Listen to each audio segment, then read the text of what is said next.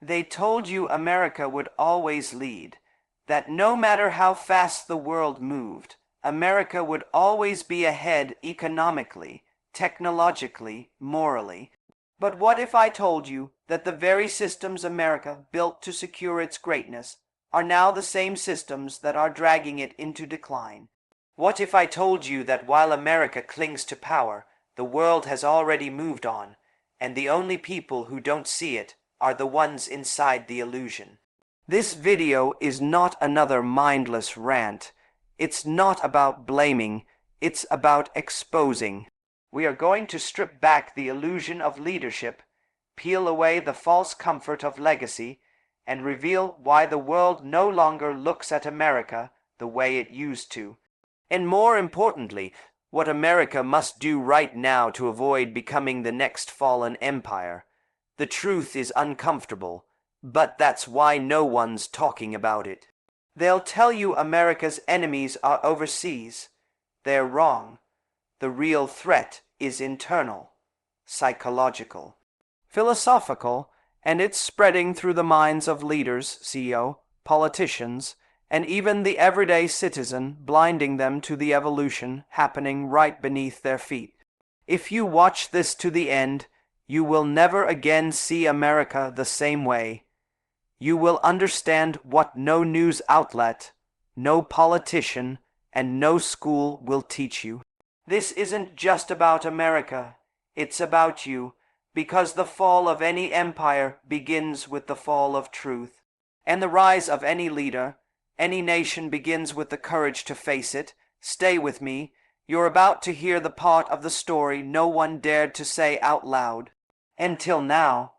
Let's start by facing a truth most people are too afraid to say out loud. Arrogance is the most silent killer of greatness. And right now, America is not being defeated by any foreign enemy. It's being defeated by its own pride. Once upon a time, America was driven by visionaries who were hungry to learn, build, and evolve. Today, too many of its leaders act like the world owes them something just because of past victories. But in business, in leadership, in history, nobody owes you relevance. You either earn it today or you lose it tomorrow. Arrogance creates a dangerous illusion, the belief that dominance is permanent, that because you were first, you'll always be first. But the truth is, success has an expiration date if it isn't renewed. America's biggest mistake is thinking that the future will wait for it to catch up, simply because it once led the race. But the world doesn't care about your trophies. The world only respects those who continue to grow. Think about it. In the past, American leadership was about innovation. It was bold, experimental, even chaotic at times, but it moved. Now it's more about control, about protecting old systems instead of disrupting new ones, and that's the shift no one wants to admit. Arrogance makes you blind to change and deaf to warning signs. It makes you underestimate your competitors and overestimate your own strength. You can see it everywhere, in education, in tech, in the economy. People are defending titles instead of developing talent. Institutions are obsessed with maintaining hierarchy instead of nurturing fresh ideas. Arrogance says we've already figured it out, but wisdom says there's always more to learn. That's the real danger, the refusal to learn, and it's psychological. When a country, or a company, or a person starts believing it can't fall, it stops preparing for the day it might. This mindset is not just lazy, it's lethal. Because while America is busy defending its past, other nations are quietly building their future, with discipline, with humility, and with the hunger that America used to have. I want you to ask yourself a simple question. If America wasn't called America, and you looked at it like any other country, would you still believe it's number one today? Not based on history, but on what it's producing now. its mindset, its education, its innovation, its leadership. Be honest, because the truth will either humble you or destroy you, but denial guarantees defeat. Arrogance turns yesterday's heroes into tomorrow's cautionary tales.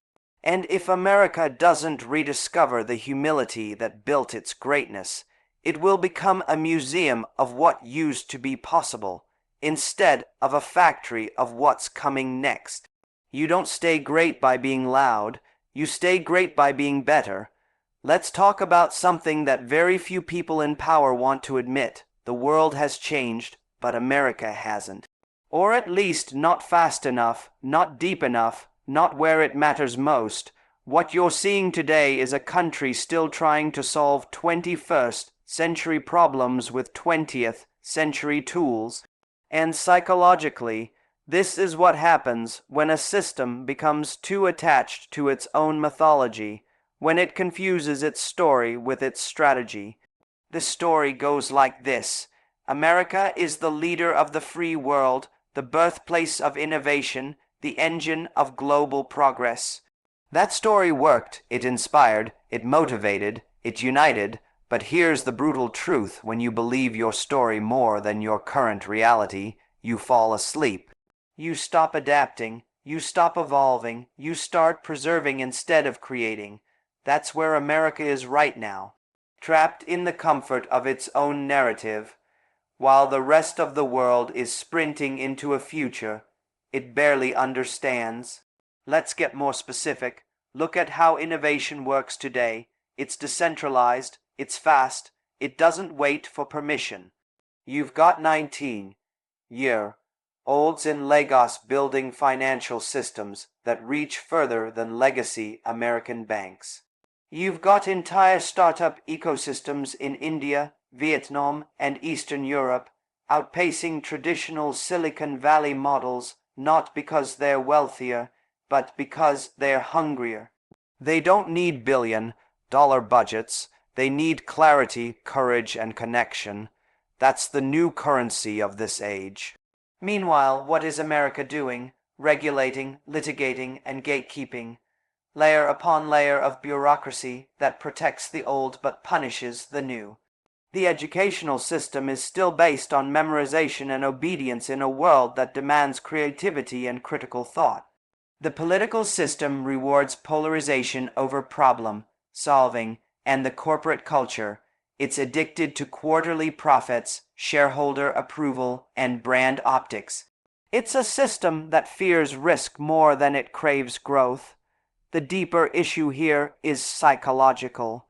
At the individual level, and by extension at the national level, there's a kind of learned helplessness setting in.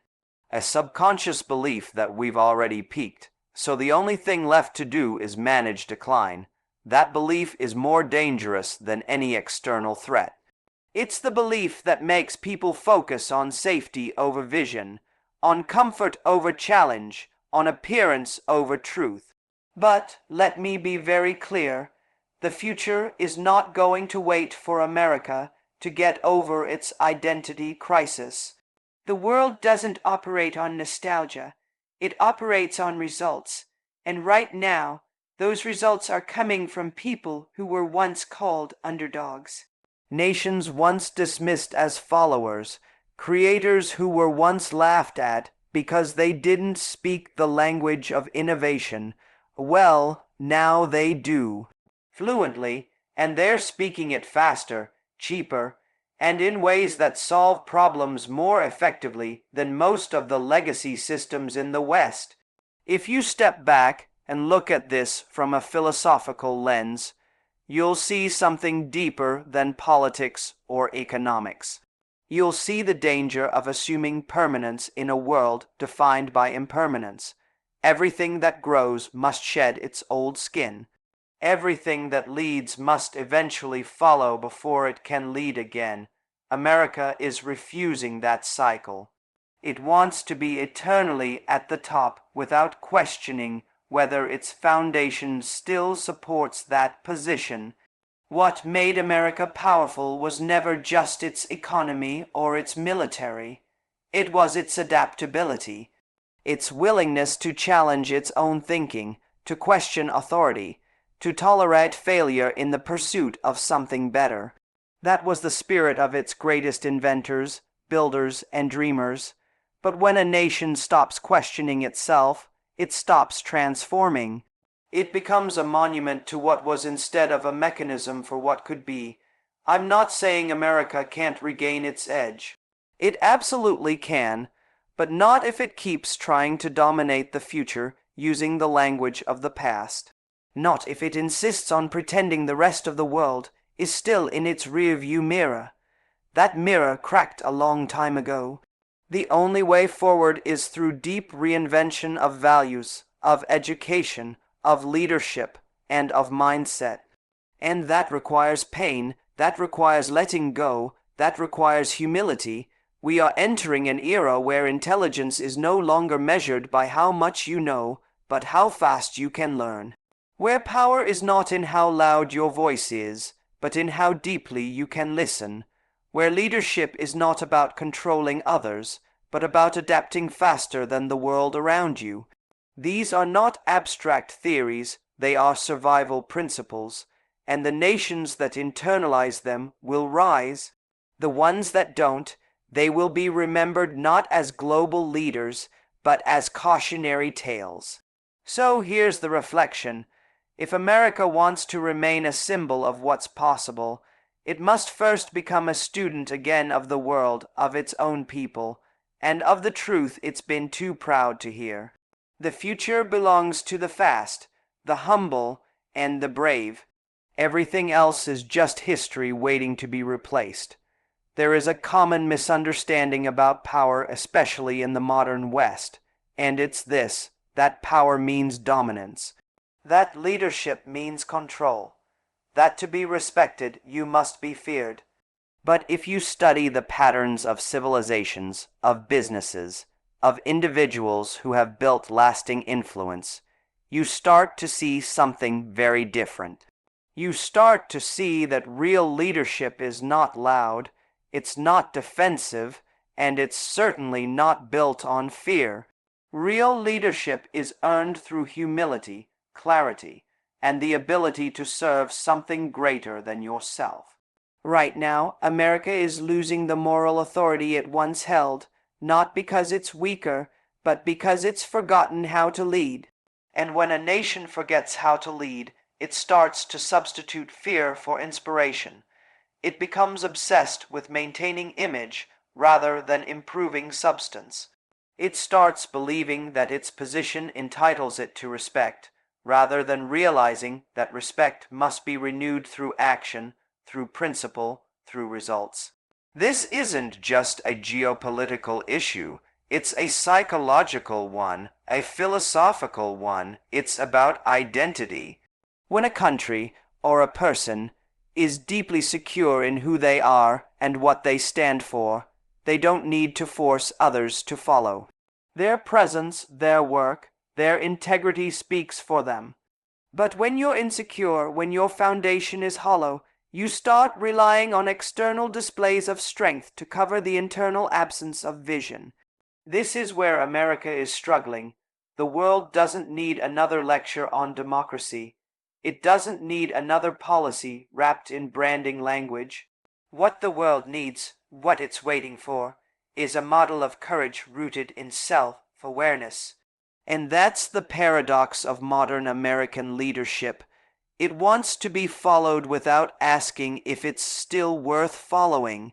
Leadership begins with the willingness to see clearly, to confront what is no longer working, to admit mistakes, not as a weakness, but as a pathway to strength. But in America's public and political culture, you're punished for changing your mind. You're mocked for apologizing. You're attacked for growing, so what do people do? They double down on outdated beliefs. They dig trenches instead of building bridges. They protect the illusion of strength, rather than pursuing the truth that could actually make them stronger. But here's the reality that can't be avoided. You cannot lead a world you refuse to learn from. You cannot inspire people when your energy is focused on defending status instead of evolving your soul. And you definitely cannot lead others if you have no discipline over yourself. That's not leadership. That's performance, that's theater. True leadership is sacrificial. It listens more than it speaks. It invites challenge, not praise. It constantly updates its thinking in the face of new evidence. It does not seek dominance for the sake of pride, but impact for the sake of progress. And that mindset is not just rare, it's urgent. Because we are entering an age where people, especially the younger generation, are no longer impressed by titles. They want authenticity. They want truth. They want to see leaders who are not afraid to question the very systems they benefit from. If America wants to be a real leader again, it must learn how to sit at the table not as the owner of the conversation, but as a contributor to the global dialogue. It must show that strength is not in refusing to bend, but in knowing exactly when to bend, and when not to. It must demonstrate that leadership is not about being perfect, but being honest enough to pursue something better, relentlessly. The most dangerous illusion a powerful nation can have is the belief that it cannot be replaced. But every empire before America believed the same thing. Rome believed it. Britain believed it. Every fallen titan believed at some point that it was too big to fall. That people would always follow, because they once did. But the tides of history are cruel to those who forget their responsibility to grow. A nation, like a person, is only respected as long as it keeps earning that respect. You earn it by standing for principles that outlive trends. You earn it by protecting freedom not just in law, but in thought. You earn it by showing the world that leadership is not about ruling over others, but serving a future bigger than yourself.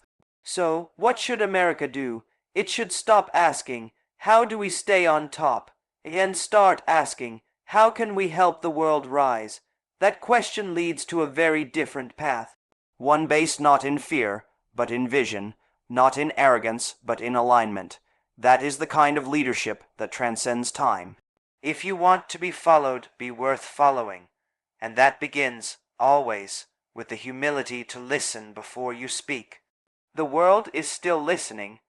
The question is, does America still have anything real to say?